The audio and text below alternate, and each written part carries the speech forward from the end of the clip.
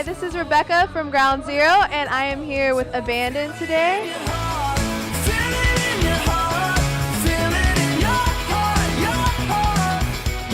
So guys, what is going on with the new album at the moment? Well, it's getting it's getting mixed and mastered right now. So it's in the final stages. We just did our photo shoot, and so yeah, we have a couple little things to do, and then it should be done. So That sounds pretty awesome. Pretty awesome. All right, you guys funded it with the Kickstarter program. What are some of the benefits and even some of the negatives you've experienced from it?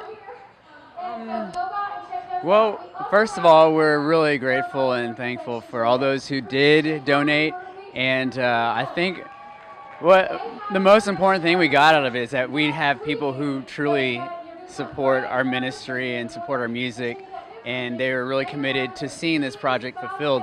So I think they rallied together and just really believed in us when some people didn't.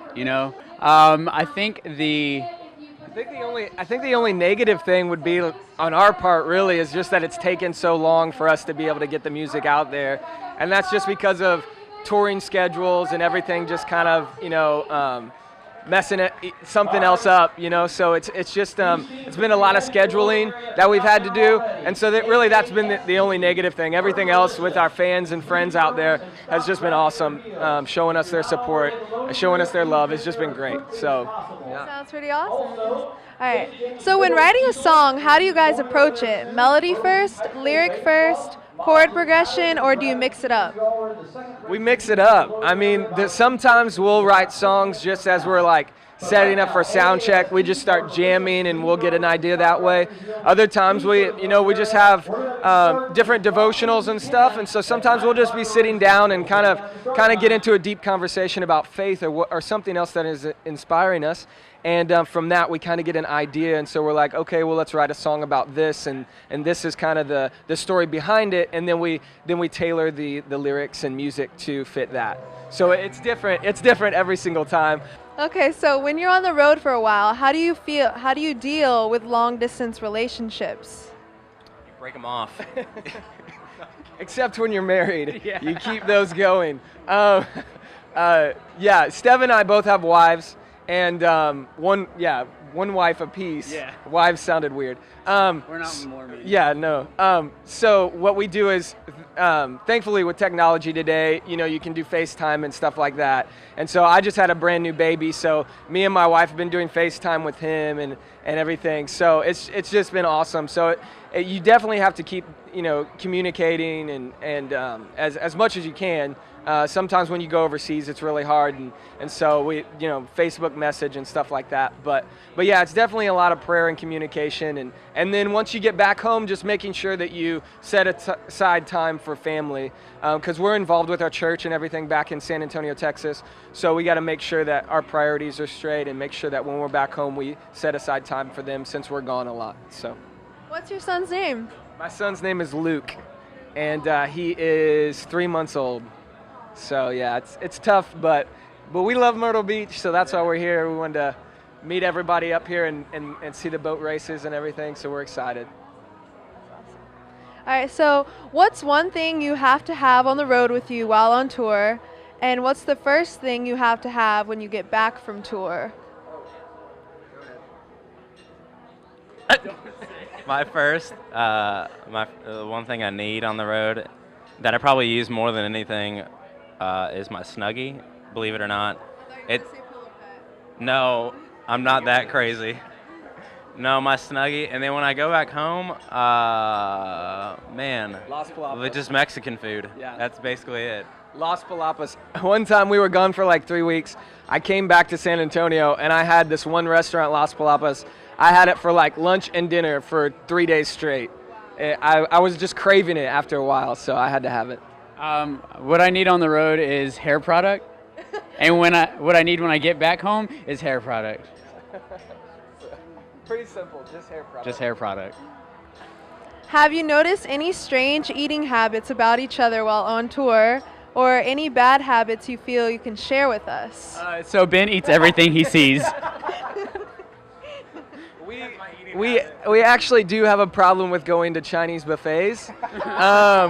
We've had to limit it to once. Like we can only go once when we're out on the road each tour, because we feel so bad afterwards because we eat so much, because everything just tastes amazing. So that's probably one of our bad habits is just going to buffets. Okay, so what is your most embarrassing high school memory? I was homeschooled, so probably just all high school. Every time he walked out of the house, people made fun of him. Oh yeah. We're about to get towed, everybody. So another fun memory. Hey, look. Yeah. Myrtle Beach. Another the time our vehicle got towed and it's not even ours. Rental car. You got the insurance, right? Well, my insurance should cover it. Why do you do this band thing? What's the reason you get up every morning and do this all the time? The reason we do what we do is because we are passionate about it. We feel called to it. We know that leaving family and friends and the church we're involved with is difficult.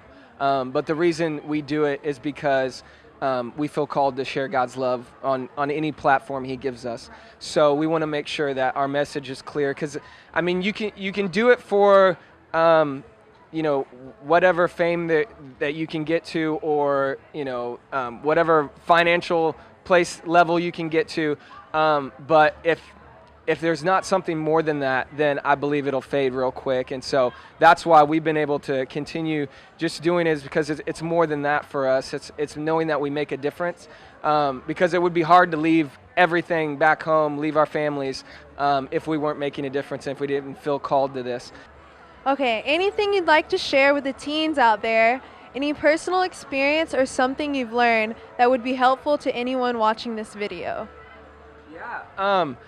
What I try to say from stage every time is letting people know that they have a purpose and God has a plan for their lives. I think that's the most important thing.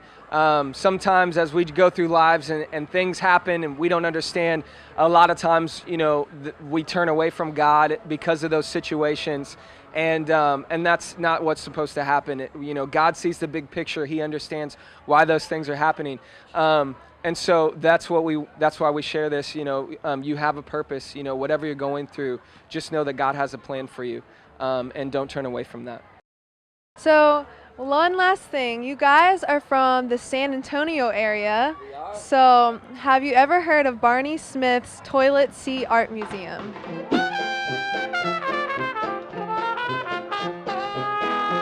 Ridiculous. No, I've never. Well, we kind of have a surprise for you guys. You guys have... Wait, is that used? Or? No, it is not. You guys have 5 minutes to decorate this toilet seat however you want to design it. It can be with abandon or anything, however you want to design it.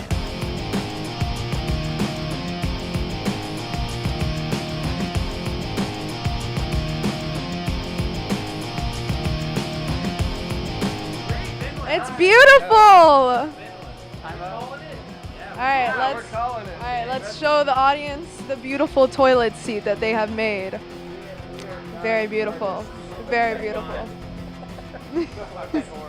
All right, so this has been Rebecca Garris with Ground Zero and Abandon.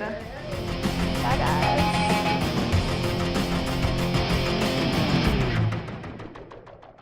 This is Stev, and let's see. Let's kick it back to you.